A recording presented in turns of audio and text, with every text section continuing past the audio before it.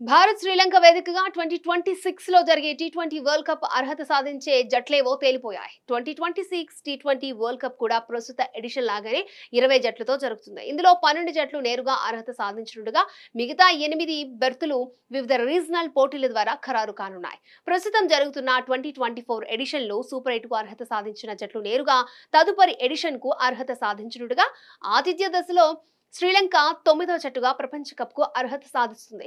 మిగతా 3 స్థానాలు జూన్ 30, 2024 నాటికి ఐసీసీ ర్యాంకింగ్స్ ఆధారంగా నిర్ణయించబడతాయి.